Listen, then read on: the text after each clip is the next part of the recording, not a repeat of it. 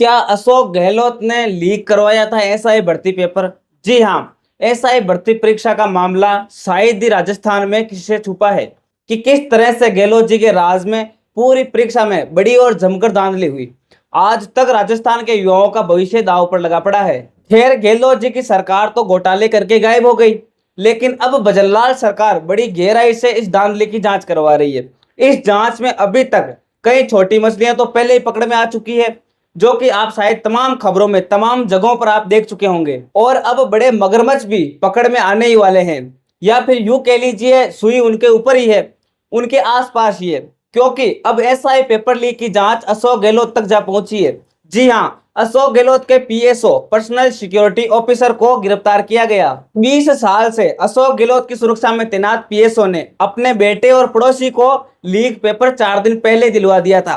सोचिए, अब अशोक गहलोत की छाया बनकर साथ रहने वाले पीएसओ राजकुमार यादव के बेटे के लिए एसआई का पेपर खरीदा गया था। अब पेपर तो आपको पता है लाखों रुपए का बिकता है, लाखों रुपए में ही धांधली होती है। अब ये कैसे हुआ? गहलोत जी की कुछ तो कृपा रही होगी, लेकिन अब बाप और बेटे दोनों पकड़ में आ गए हैं। अब कोर्ट भी उन दोनों को ले जाया गया है। अब सवाल यह है कि पीएसओ के पास आखिरकार पेपर आया तो आया कहां से? इससे पहले गहलोत जी के तमाम करीबी लोगों में से एक डीपी जारोली बोर्ड अध्यक्ष का भी नाम खुलेआम सामने आया था।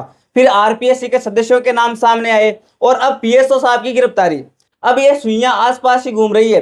अगर आप देखें तो इनडायरेक्टली गहलोत जी की तरफ इशारा कर रही है। और अब पेपर लीक की गहराई से जांच हो रही है, और अब पेपर लीक की जांच अशोक गहलोत के दामन तक पहुंच गई है। या फिर यूं समझ लीजिए, ये जांच जल्द ही जाकर गहलोत जी का दामन थामने वाली है। अब ये सब हो ही रहा है तो एक बार किरोड़ी लाल मीणा की कुछ बातें जो यहाँ पर याद करना जरूरी बनता है। किरोड़ी लाल मीणा ने अप्रत्यक्ष तौर पर अभी तक गहलोत जी पे कई आरोप लगाए, जो धीरे धीरे करके सच होते हुए नजर आ रहे हैं। मीणा जी ने दावा किया था कि गहलोत सरकार के दौरान पेपर लीक माफियाओं को संरक्षण प्राप्त था, जो कि अब तक सच लगता हुआ नजर आ रहा है। जितने भी लोग निकले हैं बाहर अभी तक पेपर लीक में, जिन लोगों के भी नाम सामने आए, वे कहीं ना कहीं गहलोत जी से जुड़े हुए हैं और उनके संरक्षण से ही बाहर आते हुए नजर आ रहे हैं। मीणा जी ने यह दावा किया था कि गहलोत के करीबी दिनेश खोड़निया और स्पर्धा चौधरी ने 1 करोड़ की रिश्वत देकर बाबूलाल कटारा को राजस्थान लोक सेवा आयोग आरपीएससी का अध्यक्ष बनाया था। इसके बाद कटारा को वरिष्ठ अध्यापक भर्ती परीक्षा का पेपर सेट करने की जिम्मेदारी दी गई, जिसे सुनियोजित पूरे प्रीप्लान तरीके से लीक करवाया गया।